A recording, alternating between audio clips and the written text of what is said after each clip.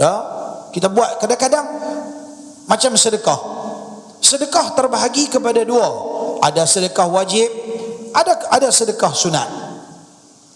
Sedekah wajib, zakat, kifarat, nazar, mas kahwin, dia panggil dalam bahasa Arab mahar, bayar dam, pergi haji umrah, dengan melibatkan soal kena bayar dam, seekor kambing dan sebagainya. Yang tu semua wajib.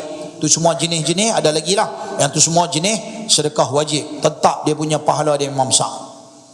Satu lagi nama dia sedekah sunat. Sedekah sunat terbahagi pada dua. Pahala yang paling besar adalah sedekah jariah. Apa dia jariah? Langut kepala, cuba tengok kipas angin. Saja tengok. Tengoklah. Tengok kipas angin. Tengok kipas angin. Tengok kipas angin. Apa dok berlaku pada kipas angin sekarang? Dia pusing tak berhenti. Macam itulah pahala sedekah jariah. Nama dia wakaf. Wakaf ialah sedekah benda yang kekal. Sedekah benda yang kekal. Selagi benda tu kekal, selagi itulah dia dapat pahala. Bayangkan kalau masjid ni umpamanya, siapa yang bagi? Bayangkan sejadah ni siapa yang bagi? Ni jam ni duduk seketui tang ni. Tapi jangan buat main tu. Ada doktor biasa buat lari jam macam ni di masjid lain. Dalam banyak-banyak dia boleh nampak jam sak ni kak. Saya duk fikir macam ni, dia tong ni bukan ada apa pun. Dia berlari kak jam ni. Ni jam besar ni. Kan? Itulah nak buat macam mana, itu pun satu penyakit kak. Cuba cari tengok peluang. Yang nama kata wakaf. Wakaf benda yang kekal. Adapun benda yang tak kekal, dia bagi tisu pakai-pakai buang, ambil air telan habis dalam perut. Makanan makan habis. Sabun bubur dekat tempat basuh tangan, orang pergi orang tekan basuh tangan habis. Benda yang boleh habis nama dia sedekah apa? Sedekah sabil. Kalau tuan-tuan pergi di Arab, kita pergi umrah, pergi haji, tuan-tuan boleh tengok sekali dia main dengan satu lori ke apa, sabil. Dia kayau sabil tu, nasi bungkuih ke, dia bagi kurma ke, nanti bagi. Berebutlah orang ambil sabil, bagi makan. Kalau tuan-tuan keluar daripada pintu Masjidil Haram tu, kalau pagi-pagi subuh-subuh tuan-tuan lalu ke bawah hotel Hilton tu, tuan-tuan tengok orang ti beratok panjang ni. Beratok panjang nak ambil roti. Burger burger ke roti apa-apa dengan ayam kotak apa, free. Ada orang bagi sabil. Orang kaya mana kau pergi bayar kat kedai tu, nah bagi. Yang bestnya, saya pun bisa beratok saja, syok beratok. Syok duduk ramai pergi beratok sampai kat kita lagi 2-3 orang nak sampai, dia kata habis lah. habis jalan kaki balik kan. Sabil contoh benda yang boleh habis. Sedekah jariah pun bagus, sedekah sabil pun bagus. Tapi kalau nak compare antara dua jenis sedekah, maka sedekahlah yang namanya wakaf. Kan? Semua orang jangan buat main. Kalau buat makan malam Jumaat, tiap minggu dia buat. Dia hantar main nasi bungkuih, dia hantar main macam-macam makan. Bagus. Yang tu pun satu jenis sedekah sunnah Nabi. Yang hantar main pisang pula. Pisang kita, masjid kita ada pisang tak? Jumaat. Pasal apa bila Jumaat pasal makan pisang? Tapi nasib baik masjid kita tuan-tuan ada kat pisang. Bukan kat dapur ni ada tong sampah tepi tu. Ada satu masjid tu, tak payah abang lah dekat apa nama tempat masjid tu, Zimbabwe. Saya tengah duk khutbah Jumaat, baru makan pisang. Masjid tu dia kecil sikit lah, belah-belah Tanjung. Khutbah Jumaat, baru makan pisang. Kira antara saya dengan orang makan pisang tu lebih kurang macam abang kita duduk sanak dekat kursi tu, kat pintu tu. Tengok Syed Usha makan pisang. Dah lah dia makan tangan kiri macam kera pun makan tangan kanan. Bila kita marah sekali dia kata kita marah. Cakap lembut-lembut dia tak faham. Orang Pulau Pinang mana kata cakap lembut-lembut. Lembut-lembut semua daripada kumpul dekat Chulia Street dah, semua lembut-lembutnya. Cakap lembut-lembut tak berubah sampai bila-bila. Relax makan berdiri. Pak Haji main masjid, bukan Sungai Tiram lah. Ni kat Zimbabwe memang. Nampak orang letak karipak makan tangan kiri sambil-sambil jalan makan. Allah. Langsung tak ada sensitif dengan amalan sunnah. Bila kita marah dia kata apa? Dia ni mah suka kata orang kata kaang ah. Rumah duk perambat pergi kubur duk panggil mai. Tak rasakan nak berubah. Bila kita bagi nasihat dia kata apa? Oh nyok dia ceramah dia kata kasar-kasar. Kasar apa tak mencarut pun lah. Bila lagi nak berubah? Dah tua nak mati lah.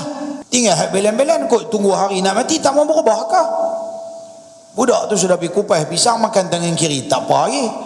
Sambil-sambil sembang-sembang pula je makan tangan kiri. Sembang. Alah. Dia cuma masa tu ada dua pilihan ya. Sama ada saya baling tongkat pergi kat dia ataupun saya kena tegur dia lah. Jadi kita ambil yang langkah yang lebih lembut. Tegur lah. Tapi biasalah tuan-tuan tegur. Cakap pelan-pelan dia batal dengar. Khutbah Jumaat. Jadi alhamdulillah depa mimpi ngeri sikitlah malam pagi tengah hari tu. Dan alhamdulillah depa kata hari ni sampai hari ni masjid tu tak ada siapa berani makan berdiri lah. Itu dia. Bagus makan pisang. Orang makan hari Jumaat dia bagi makan pisang sebab dalam pisang ni dia manis, dia ada khasiat-khasiat dia, ada potasium dia yang tinggi. Dan juga dia punya benda-benda tu memberikan kepada kita satu kekuatan. Dan bila kita makan, dia sebenarnya dalam pisang ni ada banyak khasiat dia. Apabila kita makan, dia boleh bagi kita tenang, bagi kita relax, bagi relax kita punya tension. Tengah-tengah hari bekerja, tiba-tiba kita pergi buat kerja, kita makan pisang, dia bagi kita relax, dengar khutbah balik, tak kelang kabut dengan khasiat yang dalam tu. Baguslah, yang itulah punca kenapa orang dulu-dulu dia pergi makan pisang. Faham tak? Tapi itulah kita tak faham. Bagus tak sedekah pisang di masjid? Bagus juga. Tapi ada yang lebih bagus. Bagi sejadah kat masjid kah? Buat tasbih kat masjid kah? Cari. Yang ni kalau saja lama tak main ni kita ulang kaji sikit balik. Kan? Selalu saya sebut MP3. Apa? MP3. Ingat boleh tak? Hari tu saya sebut MP3. Abang kita kata ustaz sebut MP3. Bukan MP3 alat MP3.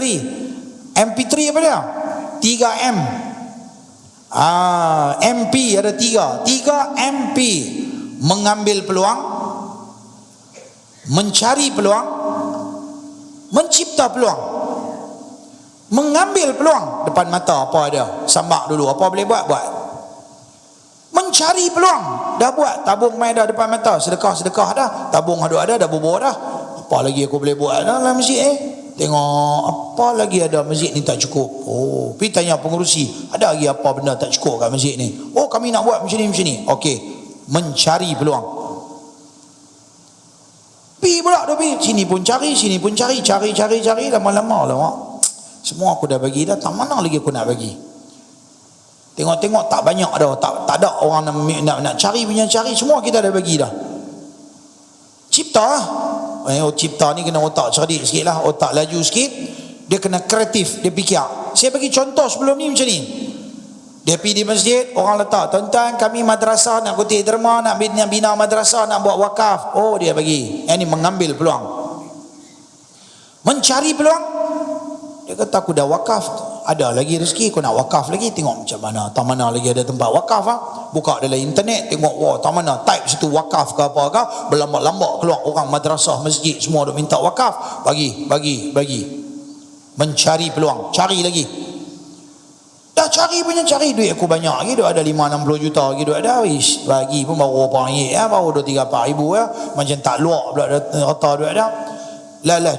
Contoh lalah sekali otak bijak dia buat macam mana? Dia pergi cari taman tempat yang tak ada masjid. Sini tak ada masjid, jom kita buat masjid sekarang ni. Semua kos masjid 5 juta saya bagi, saya buat. Dia sorang-sorang dia bolot semua. Tu dia mencipta peluang, dia balas kat dia sorang-sorang. Ini orang bijak. Orang bijak apabila dia nak bagi, dia tanya apa perlu. Jangan terus pergi bagi. Macam kami di madrasah pun selalu kami pesan, telefon dulu. Apa madrasah tak cukup? Jangan duk main longgok malam Jumaat, dia ni bawa ni. Awak orang makan malam Jumaat saja, akan malam lain tak makan ke? Tanyalah dulu. Sat lagi lempak lantong sampah kan rugi dia. Masjid mana-mana perlu gitu juga. Tak tahulah masjid kita ni. Masjid lain-lain pun sama. Malam Jumaat berebut. Duk berebut apa? Kalau dah ada orang buat, tak payah buat fadilat yang lain pula. Peluang untuk bersedekah tu luas. Jangan fokus hanya kepada makanan semata-mata. Banyak lagi boleh buat.